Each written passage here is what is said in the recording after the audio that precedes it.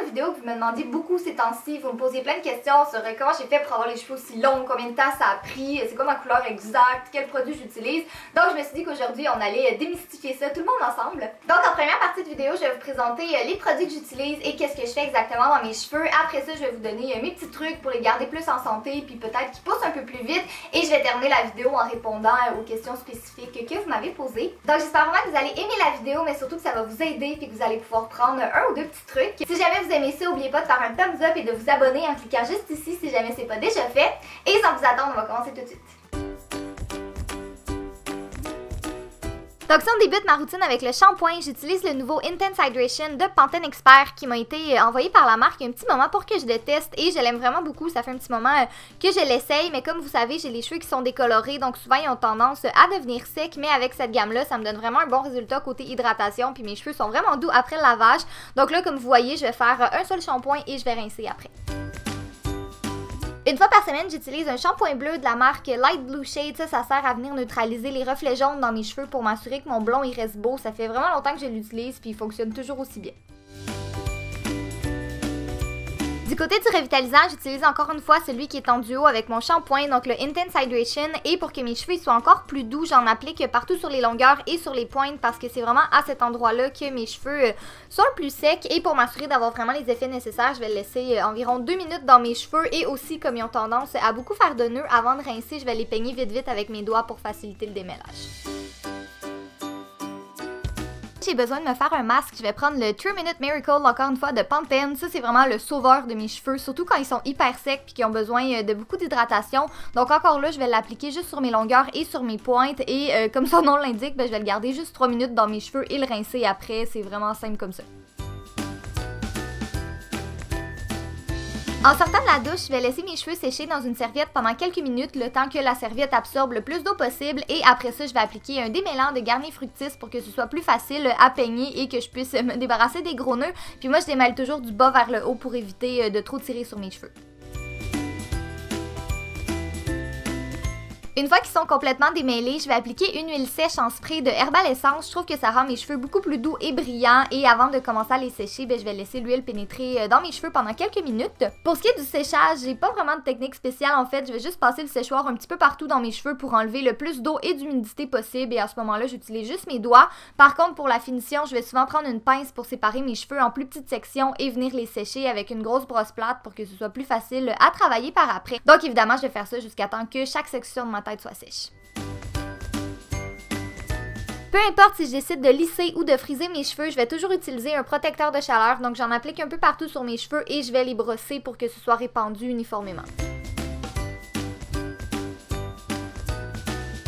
Quand je décide de les lisser, j'utilise un fer de la marque Moda et encore une fois, je vais venir séparer mes cheveux en petites sections avec une pince et je vais prendre une petite mèche à la fois. Puis moi, je passe juste une fois et assez rapidement sur la mèche avant de passer à la suivante pour éviter de la brûler. Dans le cas où je décide de les friser, j'utilise toujours mon fer de Noumi avec la plus grosse tige. Puis encore une fois, je vais séparer mes cheveux en sections. Puis je frise d'assez petites mèches. D'habitude, je laisse mes cheveux sur le fer autour de 10 secondes. C'est assez pour que ça frise bien. Puis chaque fois que je termine une section, je vais venir passer mes doigts dans les boucles pour les relâcher un peu puis que ça fasse un effet plus naturel. Je vais utiliser exactement la même méthode pour le reste de ma tête. Comme vous voyez, c'est vraiment super facile et c'est vraiment tout le temps comme ça que je frise mes cheveux. Maintenant que ma routine pour les cheveux n'a plus de secret pour vous, vous savez exactement qu'est-ce que je fais et quels produits j'utilise, je vais vous parler de mes petits trucs que j'utilise au quotidien pour essayer de garder mes cheveux le plus en santé possible et peut-être qu'ils poussent un petit peu plus vite. Le premier conseil que j'ai à vous donner, c'est de vous armer de patience parce que vos cheveux vont pas pousser de ça pendant la nuit. Je sais qu'ils vendent plein de capsules ou de produits miracles sur internet qui vont venir faire pousser vos cheveux. Ça peut marcher jusqu'à un certain point, mais souvent c'est de l'argent qui est vraiment dépensé pour rien. Laissez la nature faire les choses. Si jamais vous êtes trop pressé, peut-être utiliser des extensions en attendant ou juste vraiment d'attendre que ça pousse. C'est plate, mais c'est ça.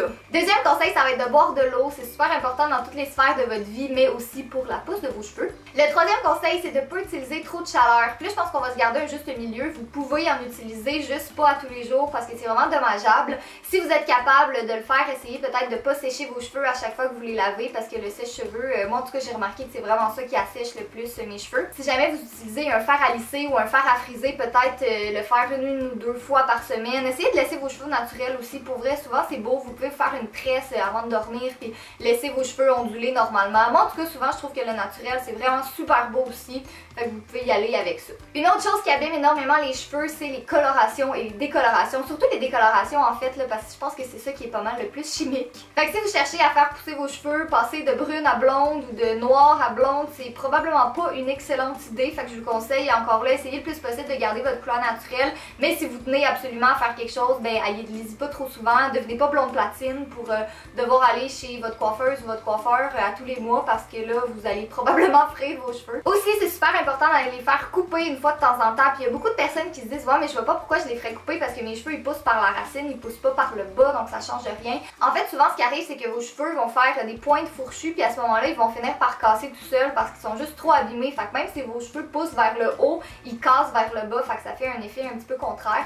Fait que c'est pour ça que c'est super important d'aller les faire couper chez la coiffeuse. Pas besoin d'en faire beaucoup puis pas besoin d'y aller à chaque mois. Vous pouvez y aller, je sais pas, j'ai pas les chiffres exacts là. Moi je vous dirais que je les coupe à peu près 2 fois par année. Mais au moins vraiment faire enlever qu'est-ce qui est abîmé, ça va vraiment vous aider. Vous le remarquerez peut-être pas tout de suite, là, ça a l'air vraiment contraire de dire je vais faire pousser mes cheveux donc je vais aller les faire couper. Mais ça c'est vraiment un truc que toutes les coiffeuses donnent.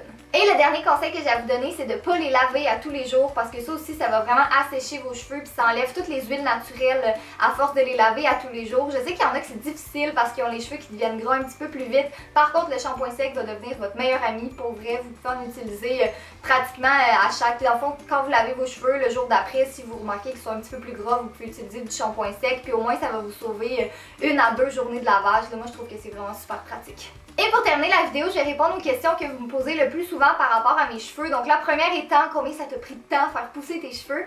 C'est vraiment une bonne question parce que la dernière fois que j'ai eu assez court, il était ici puis j'avais 15 ans environ. Puis je pense que ça m'a pris 2 ans et demi, 3 ans avant de les faire atteindre la longueur que j'ai en ce moment en fait. Ça fait un bon moment que je les garde toujours de cette longueur-là. Je veux pas qu'ils poussent plus ou je veux pas les faire couper nécessairement. Je dirais que je vais chez la coiffeuse à peu près 2 fois par année pour faire couper l'équivalent de ça pour enlever vraiment les pointes fourchues puis m'assurer qu'ils restent en santé puis qu'ils soient pas trop longs non plus parce que si c'est trop long, j'aime pas trop ça non plus. Là, ça c'est vraiment ma longueur parfaite je pense.